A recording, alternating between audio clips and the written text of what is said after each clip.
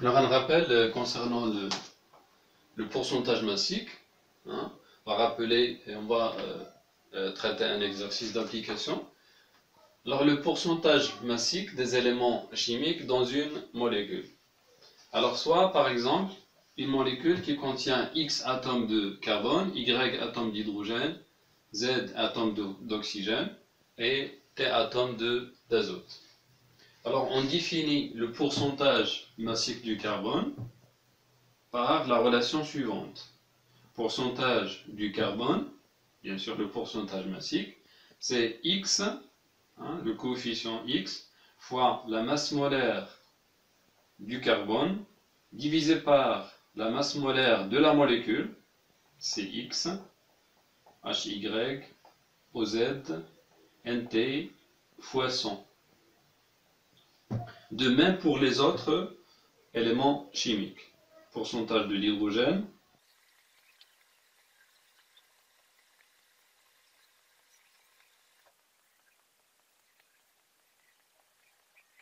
et de même pour l'azote, pourcentage de l'azote, c'est T fois la masse molaire de l'azote divisé par la masse molaire de la molécule fois 100. Alors je vous propose un exercice d'application. Alors les chalumeaux à usage industriel utilisent l'acétylène comme combustible et le dioxygène comme carburant.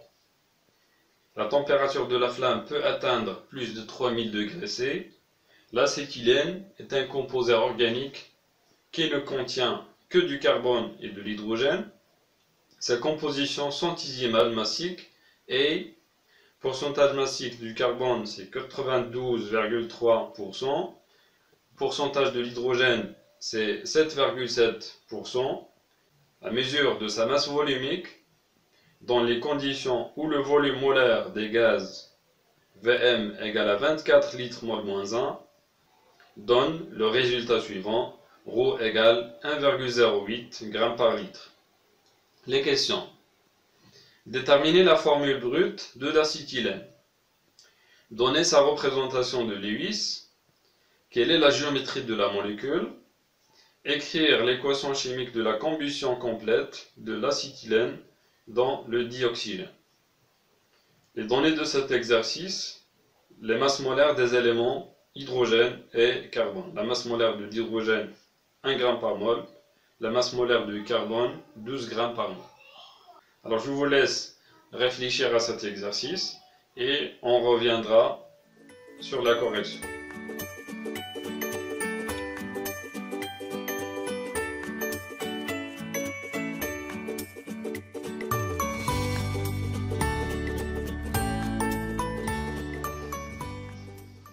Alors revenons à notre exercice. Prenons la première question. Hein. On vous demande de chercher la formule brute de l'acétylène. Alors premièrement, on doit proposer pour l'acétylène une formule générale. Alors puisqu'il s'agit d'un hydrocarbure, hein, ou bien d'un composé qui ne contient que le carbone et l'hydrogène, on propose l'équation, ou bien la formule CXHY.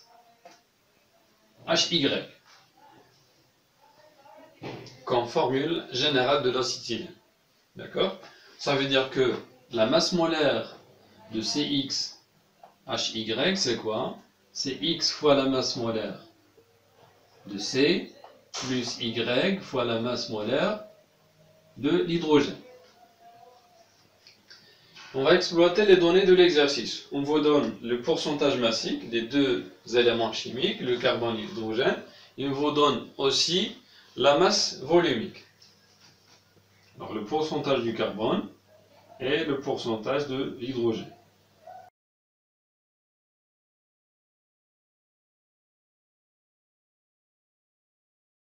La masse volumique, c'est la masse divisée par le volume.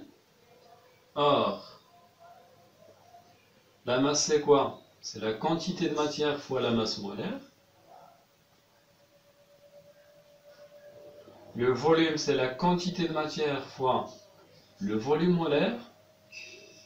Alors, ça veut dire, si je divise la masse par le volume, j'obtiens la masse molaire divisée par le volume molaire.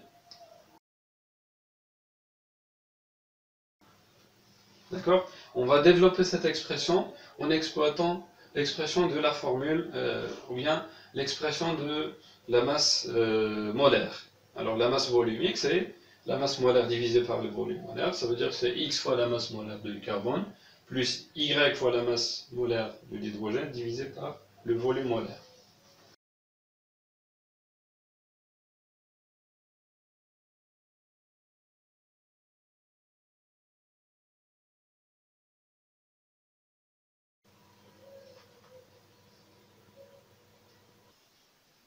Alors, on divise la première équation sur la deuxième pour éliminer la masse molaire de l'acétylène.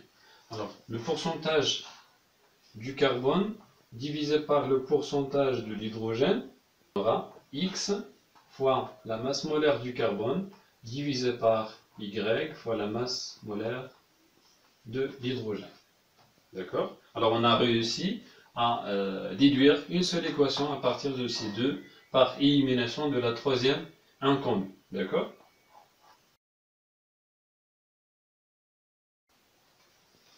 Alors si je remplace x par son expression, on va chercher x dans la première équation et on va remplacer dans la deuxième équation.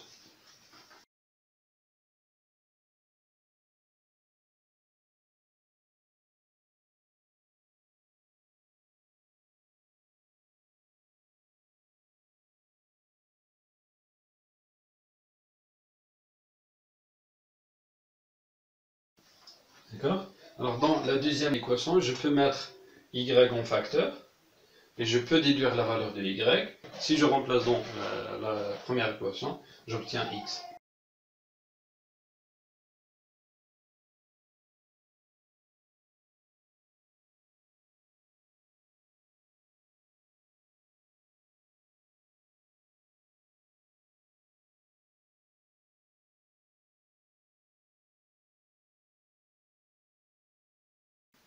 D'accord? Alors par calcul, on obtient y égale 2. Alors si je remplace y par sa valeur dans cette expression, c'est à vous de faire le calcul, on obtient x est égal à 2. D'où la formule brute de l'acétylène et C2H2. On passe à la deuxième question. Deuxième question. Donnez sa représentation de Lewis. Alors la représentation de Lewis.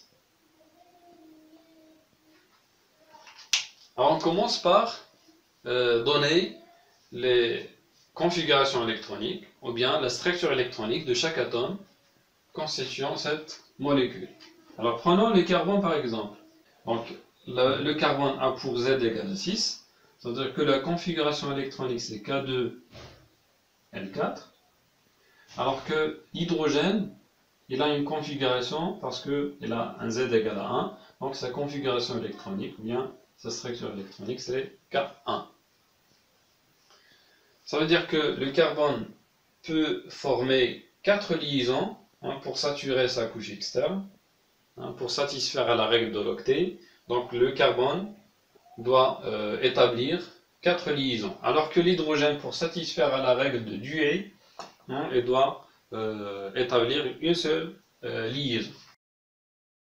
Il doit établir une liaison de ce carbone avec un hydrogène, de ce carbone avec un hydrogène. Alors pour que le carbone ait 4 liaisons, on a 1, 2, donc il en reste 2. Ça veut dire que les 2 liaisons seront établies entre les 2 atomes de carbone. Alors les 2 atomes n'ont pas de doublet non liant, et par suite la formule développée c'est la formule ou bien c'est la représentation de Lewis. Parce que la différence entre la formule développée et la représentation de Lewis, c'est les doublés non liés. Troisième question. Quelle est la géométrie de la molécule? Lorsque le carbone est engagé dans deux liaisons, l'une est triple, l'autre est simple, la géométrie autour de l'atome de carbone est une géométrie qui est linéaire. Vous voyez que donc, tous les atomes sont disposés suivant une ligne.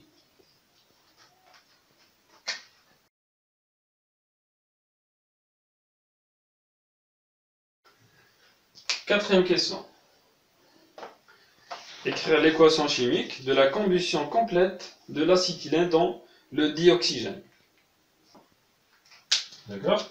Alors la combustion complète consiste à faire réagir l'acétylène avec le dioxygène de l'air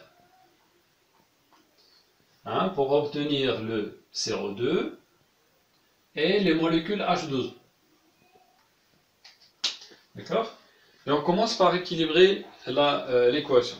Alors on commence par le carbone et l'hydrogène et on laisse à la fin l'équilibre de l'oxygène. Alors prenons le carbone. Donc on a deux atomes de carbone, c'est-à-dire qu'on doit multiplier par 2.